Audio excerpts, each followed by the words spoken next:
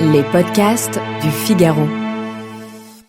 Avant, lorsque j'entendais quelqu'un me dire « je connais rien au vin », je pensais tout de suite qu'il ou elle était simplement pas capable de distinguer un cépage d'une appellation, de décrire un vin, de parler d'arômes, de notes, de longueur. Mais au fil du temps, j'ai réalisé que maîtriser le langage du vin n'était pas vraiment la priorité. Et qu'avant toute chose, l'important c'était plutôt d'éviter quelques erreurs de base que même les plus fins connaisseurs commettent encore. Et souvent sans le savoir. Bonjour à tous et bienvenue dans ce 3e épisode de Parlons Vin, le podcast qui vous dit tout sur ce que vous n'avez jamais osé demander.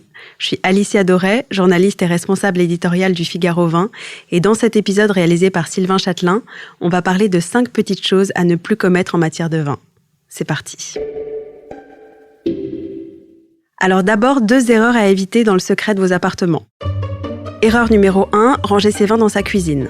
Alors là, même les puristes se reconnaîtront, y compris des pros du vin, dont moi-même, qui ai déjà cédé à la facilité de stocker quelques bouteilles dans un placard de la cuisine, parfois même à côté du four. Mais non, laisser ses vins dans une pièce chaude ou qui subit de gros changements de température va nécessairement avoir un impact sur leur conservation et donc sur leur goût, et ce, quelle que soit sa couleur. Mais il ne faut pas que ce soit non plus une raison pour les ranger dans le salon. Autre erreur, les entreposer à la verticale. C'est une erreur qui va souvent avec la précédente et qui va avoir pour conséquence de sécher le bouchon et donc de fragiliser vos vins. Alors en attendant de vous offrir une cave réfrigérée encastrable pour entreposer vos flacons, optez au moins pour la position couchée. Et maintenant, 2 petites choses à ne plus commettre en société. Déjà, servir un vin sans l'avoir goûté avant.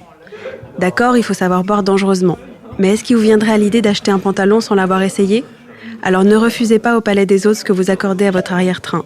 Avant de servir tout le monde, autorisez-vous à goûter au moins la première gorgée, histoire d'être sûr que tout est en ordre. Autre erreur qui aggraverait votre cas, s'il s'agit d'un rouge, le servir à température ambiante, à moins d'avoir élu domicile dans une grotte. Bu trop chaud, un vin rouge va nécessairement perdre en saveur et en précision, d'autant qu'il va monter en température dans votre verre entre l'entrée et le dessert. Mieux vaudra donc le servir légèrement trop frais, autour de 14-15 degrés, surtout s'il s'agit d'un rouge particulièrement fruité, quitte à le réchauffer doucement en tenant votre verre entre vos mains. Et enfin, une erreur universelle pour conclure, celle de boire du champagne dans des coupes ou des flûtes. Beaucoup porteront leur dévolu sur la coupe, au format tellement sensuel du galbe du sein de Madame de Pompadour, qui présente hélas le défaut de disperser la bulle et d'aplatir le vin. Mais que les joueurs de flûte ne fanfaronnent pas pour autant, avec à l'inverse un format beaucoup trop serré qui empêchera les arômes de vivre leur plus belle vie.